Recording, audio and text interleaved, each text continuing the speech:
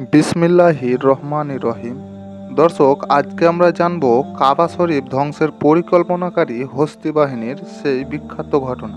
তো যদি ভিডিওটি ভালো লাগে তো একটা লাইক করবেন এবং চ্যানেলটিতে সাবস্ক্রাইব করতে ভুলবেন না।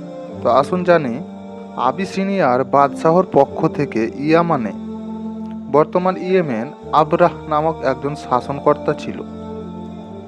সে দেখলো গোটা আরবের লোকেরা মক্কার কাবা শরীফে হজ করতে যায়। বিষয়টি তার মোটেও পছন্দ হলো না। তার ইচ্ছা হলো মক্কার পরিবর্তে সবাই আমাদের দেশে আসুক। এ লক্ষ্য বাস্তবায়নের জন্য সে ভাবল, কাবা গৃহের অনুকরণে আমাদের এখানে একটি উচ্চ মর্যাদা সম্পন্ন গির্জা নির্মাণ করবে। তাতে বিনোদন ও চিত্তাকর্ষণের সব ধরনের উপায় থাকবে। তা হবে সর্বোচ্চ জাঁকজমকপূর্ণ। তাহলে মানুষ মক্কার সাদাসিধে সেই কাবা বর্জন করে মূল্যবান পাথরে সজ্জিত এই কাবার দিকে ছুটে আসবে। এতে মক্কার হজ পর্ব বন্ধ হয়ে যাবে। সে এ উদ্দেশ্যে ইয়েমেনের রাজধানী সানায় একটি কৃত্রিম কাবার ভিত্তি স্থাপন করে। সেখানে সে মন খুলে টাকা পয়সা ব্যয় করে, কিন্তু এত কিছুর পরও মানুষ সেদিকে আকৃষ্ট হয়নি। আরবরা, বিশেষ করে কুরাইশগণ, যখন আবরাহর এ কৃত্রিম কাবা সম্পর্কে জানতে পারল, চরম উত্তেজিত হয়ে উঠল। একজন তো ঘৃণা ভরে উক্ত কাবায় গিয়ে মলত্যাগ করে।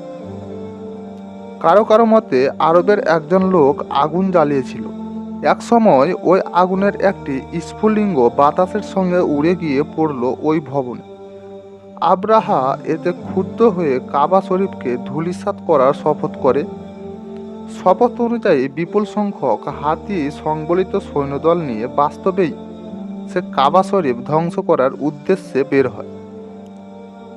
পথে আরবের যে গোত্র তার প্রতিরোধ করে তাদের সাথে সে যুদ্ধে লিপ্ত হয় এবং তাদেরকে পরাজিত করে।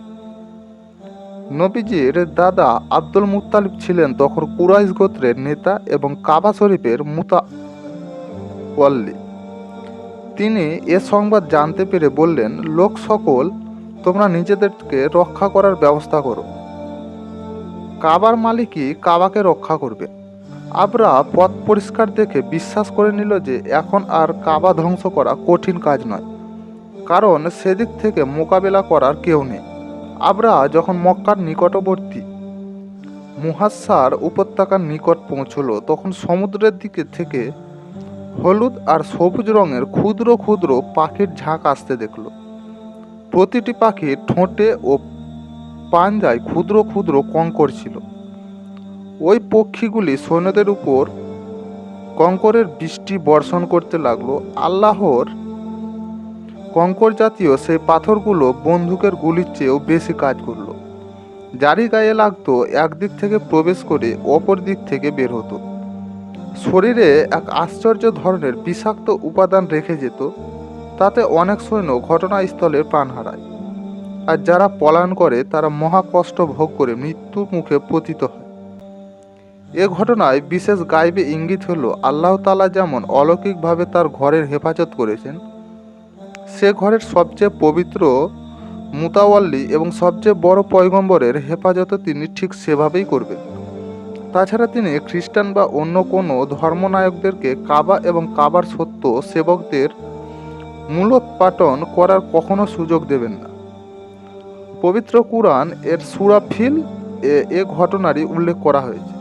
তো দর্শক, আজকে এখানে শেষ। ভালো থাকবেন, সুস্থ থাকবেন। আল্লাহ হাফেজ।